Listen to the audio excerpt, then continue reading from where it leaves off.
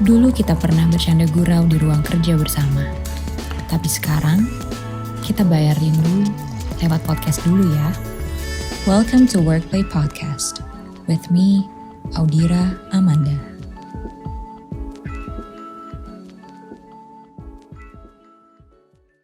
Halo teman Workplay, apa kabarnya? Hari ini aku mau ngobrolin soal bagaimana caranya membangun self-esteem anak.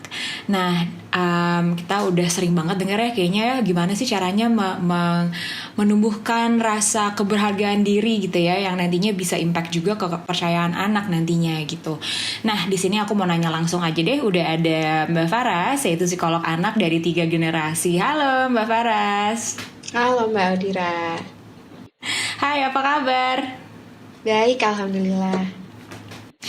Nah, Mbak Faras, aku mau nanya-nanya nih. Jadi kan yang tadi aku udah bilang ya, sekarang kita sering banget dengar kata self-esteem. Nah, dan itu dikatakan sudah sedari dini tuh juga baik untuk ditanamkan kepada anak. Nah, tapi sebenarnya gimana sih caranya orang tua untuk bisa menanamkan rasa self-esteem ini kepada anak gitu. Nah, cuma mungkin sebelumnya boleh kali ya dijelasin sedikit dulu nih. Sebenarnya maknanya self-esteem pada anak tuh konsepnya tuh seperti apa juga sih? Oke, jadi kalau kita ngomongin self-esteem itu kayaknya nggak ada bahasa Indonesia yang benar-benar cocok gitu ya menggambarkan self-esteem ini. Tapi intinya ini bagaimana kita menilai diri kita sebagai dalam keseluruhan gitu. Bagaimana kita menghargai diri kita. Apakah secara positif atau secara negatif. Jadi beda kalau ada yang suka nyebutnya kepercayaan diri. Sebenarnya agak beda. Kalau kepercayaan diri itu kan yang kelihatan dari luar gitu ya, pede, confidence. Kalau self-esteem tuh dari dalam diri kita gitu. Kita melihat diri kita sebagai individu yang mampu atau enggak, yang bermakna atau enggak, yang patut untuk mendapatkan kasih sayang atau enggak gitu. Itu bagian dari self-esteem. Oke. Jadi aku juga merasakan kayak di masa sekarang ya dengan digital literature yang juga makin maju gitu ya, anak-anak juga sangat terekspos dengan gadget dan segala macamnya. Pasti kan makin banyak tantangan ya sebagai orang tua untuk kita mengimplement self esteem ini kepada anak. Nah, sebenarnya apa aja sih tantangan di masa sekarang gitu ya yang orang tua tuh perlu tahu yang kemungkinan tuh bisa mempengaruhi self esteem anak kita gitu. Ya. Sebenarnya tantangannya mungkin kalau ngomongin masa sekarang ya, yang beda sama masa-masa lalu adalah teknologi memang gitu. Kayaknya sekarang mudah sekali kita membandingkan diri kita dengan orang-orang yang kita nggak kenal. Kalau zaman dulu kan bandingin sama tokoh terkenal, tokoh inspiratif atau sama artis gitu, itu kan kayaknya cuma sesekali aja. Kalau sekarang kita benar-benar bisa bandingin day to day life-nya gitu. Jadi kita benar-benar bisa tahu nih. Zaman dulu tetangga sesering-seringnya ketemu, kita nggak benar-benar tahu gitu dia mengasuh anak seperti apa. Zaman sekarang semua orang ngupload, jadi ada lebih gampang untuk membandingkan diri sendiri. Nah, ini dampaknya ke orang tuanya dan ke anaknya.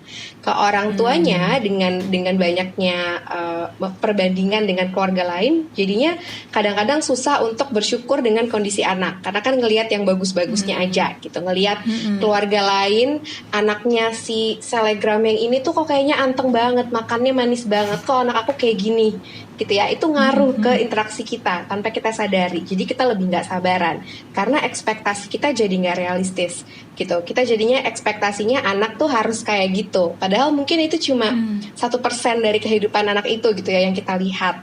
Tapi jadinya patokan kita nggak realistis ke anak, jadinya kita lebih nggak sabaran, dan jadinya lebih nggak tanpa sengaja juga banding-bandingin gitu, bilang misalnya, kok kamu gini aja nggak bisa, kok kamu ininya lama, jadi komplain terus gitu ke anak, dan lupa melihat anak sebagai individu yang whole, yang mungkin ada kelebihannya yang kita nggak lihat gitu. Kemudian itu dari sisi orang tuanya ya. Dari sisi anaknya juga, apalagi nanti kalau anaknya sudah beranjak remaja, tantangannya juga sangat besar karena dia juga bisa compare teman-temannya gitu. Dia bisa compare dirinya dengan orang-orang lain di Instagram. Kok kayaknya yang ini banyak temennya, kok kayaknya yang ini lebih cantik, lebih populer, jadi followernya banyak gitu. Hal-hal yang mungkin buat kita konyol tapi buat anak itu matters banget gitu kan. Karena kan anak memandang diri dia itu, apalagi kalau masih usia anak atau remaja, salah satunya juga dari temennya seberapa banyak, seberapa populer gitu. Jadi kalau fondasinya nggak kuat dari kecil, dia juga tidak dihargai oleh orang tuanya, nanti lebih cepat mental gitu, lebih cepat kalau ada yang mengkritik dia, kalau ada yang banding-bandingin dia ketika dia remaja, lebih cepat goyah karena dia juga nggak punya fondasi yang kuat tentang harga dirinya gitu. Itu sih kayaknya dua tantangan terbesar yang menurut observasiku seringkali jadi penyebab masalah self esteem pada anak. Gitu. Oke. Nah, jadi aku tertarik banget nih sama ucapannya Faras ya, karena seringkali kita tuh fokus kayak gimana ya caranya aku tuh bikin anakku tuh ini itu gitu ya. Kita tuh suka punya list yang panjang. Cuma terkadang tuh kita lupa sama kemampuan diri kita sebagai orang tua juga, kesiapan kita. Apakah kita sudah benar-benar mencontohkan kepada anak sehingga nantinya tuh turun ke anaknya juga jadi make sense gitu, karena orang tuaku sudah mencontohkan caranya, jadi aku juga lebih mengerti bagaimana aku melakukan hal-hal tersebut gitu ya. Dan yang menurut Faras tadi bilang juga itu ya, comparing itu yang menjadi suatu hal yang perlu kita benahin juga sebagai orang tua, karena seringkali dengan akses kita di social media yang begitu intens, kita jadi lebih suka untuk membandingkan diri sendiri dan juga anak kita dengan anak orang lain gitu ya Faras ya. Oke. Nah jadi aku pengen lanjut lagi nih nanya, kalau gitu do's and don'ts-nya apa sih kita sebagai orang tua ya gitu ya, untuk bisa menumbuhkan dan meningkatkan rasa self esteem pada anak kita gitu. Ya, do's-nya karena self esteem anak terutama yang usia 3-4 tahunan gitu, baru-baru mulai terbentuknya, itu sangat dipengaruhi oleh omongan orang-orang di sekitar. Berarti peran orang tua yang paling penting adalah jangan pernah mengucapkan hal-hal yang merusak self-esteem anak. Misalnya kayak, kok kamu gini aja nggak bisa gitu, atau kayak bandingin sama anak-anak lain. Itu kita refleksi aja, kita juga pasti nggak suka diperlakukan seperti itu. Anak apalagi gitu ya. Jadi kalau anak tidak berhasil melakukan sesuatu, kita cari panduannya. Jadi biasakan memang orang tua zaman sekarang nih harus sangat dekat dengan milestones perkembangan anak gitu. Jadi kalau misalnya kita udah merasa insecure, kok anak aku baru ngomong 2 kata, ini anaknya temanku udah lancar banget, coba cek milestones. Oh ternyata anak usia 2 tahun misalnya memang seharusnya baru 2 kata, berarti anaknya temanku itu yang advance gitu perkembangannya. Ya gak apa-apa gitu kan, anak aku masih on track, jadi gak perlu aku komentarin, ayo dong nah ngomongnya yang jelas gitu, karena itu bisa bikin anak stres gitu ya. Terus kemudian yang paling penting untuk self esteem anak adalah kita benar-benar menunjukkan ke anak bahwa kita itu punya unconditional love sama anak. Meskipun anak lagi bandel, lagi nyebelin, lagi marah-marah, lagi bikin kita capek, kita tetap sayang sama anak kita gitu. Itu nggak cuman dari kata-kata, misalnya sebelum tidur bilang I love you, tapi tercermin dari perilaku kita sama anak. Terutama kalau anak lagi nyebelin gitu ya. Kalau anak lagi moodnya lagi berantakan, itu momen-momen di mana anak sangat membutuhkan perhatian kita. Jadi kalau anak lagi tantrum, anak lagi nggak nurut sama kita, hati-hati dengan apa yang keluar dari omongan kita gitu. Jadi kalau bisa, kalaupun kita lagi capek, kita lagi sedih, kita bentuknya kita kasih tahu perasaan kita aja. Misalnya mama capek nih seharian masak gitu, jadi mama mau istirahat dulu ya. Atau misalnya mama sedih deh kalau lihat kakak marah-marah gitu. Bukan dengan menuduh anak, misalnya kayak aduh kamu tuh kenapa sih marah-marah mulu, nanti mama jadi malu, yang kayak gitu, yang judgmental gitu. Terus jangan sampai keluar dari mulut kita tuh, nanti malu, kan suka nggak sadar gitu ya, nanti diliatin orang malu, kayak gitu, seakan-akan kita nggak bangga punya anak seperti anak kita gitu. Terus selanjutnya biasakan membandingkan anak dengan dirinya sendiri, dengan performance dia selama ini, apakah ada progresnya gitu. Bandingin sama milestones-nya boleh. Misalnya wah ini harusnya anak usia segini harusnya sudah bisa berhitung sampai 20, anakku sampai 3 aja susah, berarti perlu dicari penyebabnya gitu ya. Bukan dengan wah itu si teman kamu udah bisa sampai situ kok kamu belum gitu. Itu harus dijaga. Jadi bandingkan selalu dengan progres anak. Kalau misalnya anak tadinya cuma bisa sampai 3, minggu depannya udah bisa sampai 5 angka misalnya, meskipun masih jauh dari target, itu tetap sesuatu yang perlu kita appreciate gitu dari anak kita gitu.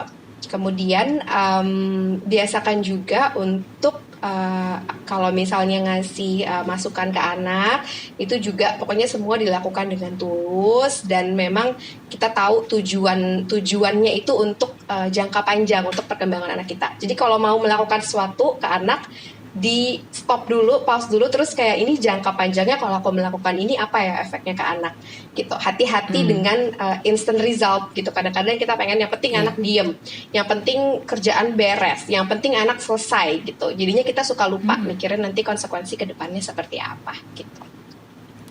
Oke, aku setuju banget sih karena memang itu tadi ya yang kita bahas soal perbandingan anak gitu ya, kita suka sering kali kasih dia judgement kayak kok kamu nggak kayak si A atau B gitu ya, terus kalau misalnya udah mungkin punya sibling, punya adik atau kakak makin di compare gitu ya anaknya. Betul.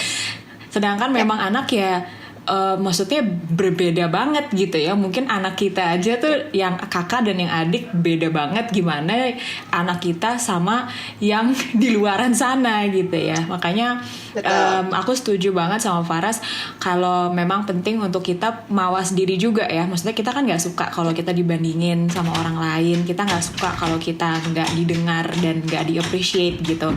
Jadi kita harus belajar untuk bisa menghargai anak kita juga gitu ya. Nah, aku ingin nanya nih, aku pernah dengar ada istilah namanya healthy self-esteem, ada juga yang low self-esteem. Nah, sebenarnya apa sih dampaknya gitu ya bila anak memiliki self-esteem yang rendah gitu? Oke.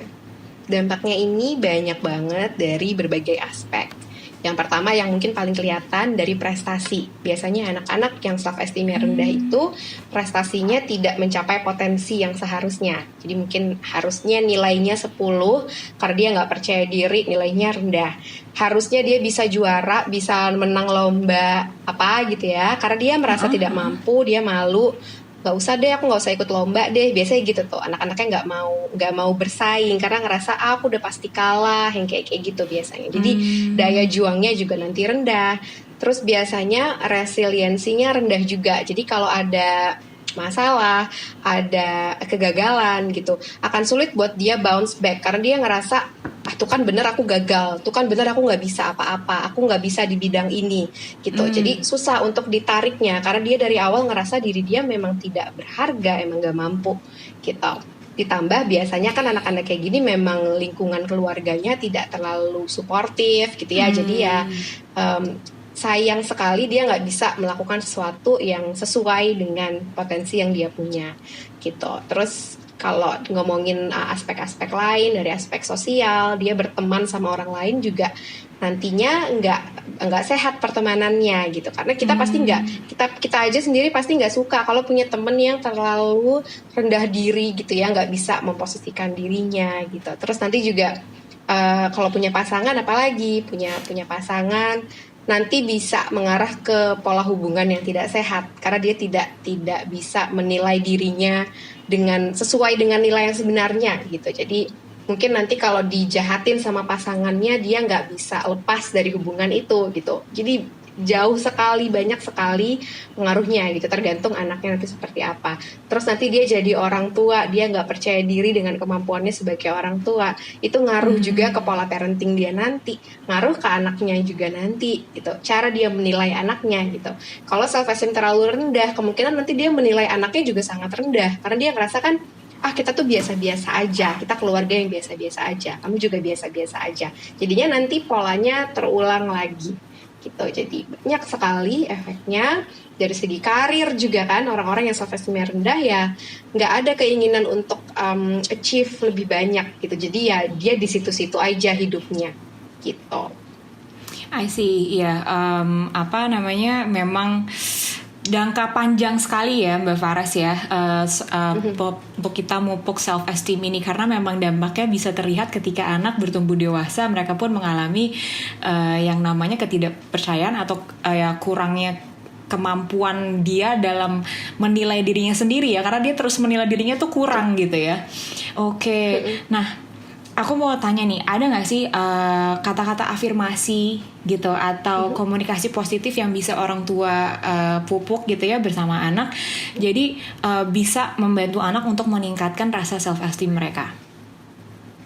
Oke, mungkin beberapa yang bisa dicoba itu ya, kalau anak lagi nangis, lagi marah banget, sesimpel kita bilang misalnya, oh nggak apa-apa, kamu nangis dulu, mama tetap ada di sini di sebelah kamu gitu. Sesimpel yang kayak gitu itu sudah sangat bermakna buat anak. Intinya di saat anak lagi, kita tunjukkan bahwa meskipun kamu lagi nyebelin, meskipun mama lagi marah sama kamu karena kamu misalnya tidak mengikuti aturan gitu misalnya, mama tetap sayang sama kamu gitu. Jadi nggak ada hubungannya gitu. Terus ketika anak gagal atau dia ragu akan kemampuan dirinya, misalnya mau coba sesuatu tapi takut gagal, takut kalah, ya kita tekankan ke anak bahwa mama senang kalau anak mama berani mencoba sesuatu yang baru gitu. Mama senang kalau anak mama berusaha meskipun gagal. Nggak apa-apa kalau gagal, kita bisa coba lagi gitu. Jadi afirmasinya bisa dengan kata-kata penyemangat yang mungkin kayak kata-kata mutiara gitu ya setiap hari.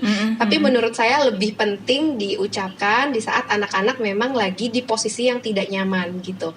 Lagi di posisi yang dia sedang mempertanyakan kemampuan dirinya. Kita ingatin lagi gitu, kita ingatkan lagi kalau it's okay, kamu gagal ya nggak apa-apa. Mama juga pernah kok dulu kalah. Bisa juga kayak gitu bentuknya.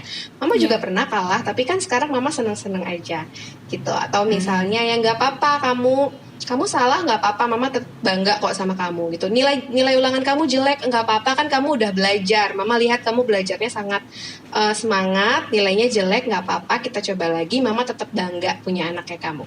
Mungkin kayak kata-kata seperti itu dibutuhkan sekali sama anak gitu. Oke, jadi dengan orang tua mengakui rasa sayang dan rasa bangga mereka kepada anak, dan juga bisa itu tadi ya, kita acknowledge kalaupun dia merasa kayaknya gagal gitu ya, kita juga selalu bisa membersamai anak sehingga anak juga punya supportive group kali ya. Maksudnya memang salah satunya orang yang anak juga merasa aman dan nyaman gitu untuk berada dekat itu adalah orang tuanya gitu ya. Jadi kita selalu bisa untuk membersamai anak dalam keadaan dia lagi down atau dia lagi seneng gitu ya, Mbak Faras ya. Betul. Oke. Mbak Faras, thank you so much ya untuk sharing-sharingnya hari ini. Semoga juga teman-teman Workplay dapat ilmu baru lagi dari dirimu. Sampai kita ngobrol-ngobrol lagi ya Mbak Faras. Oke, thank Bye. you.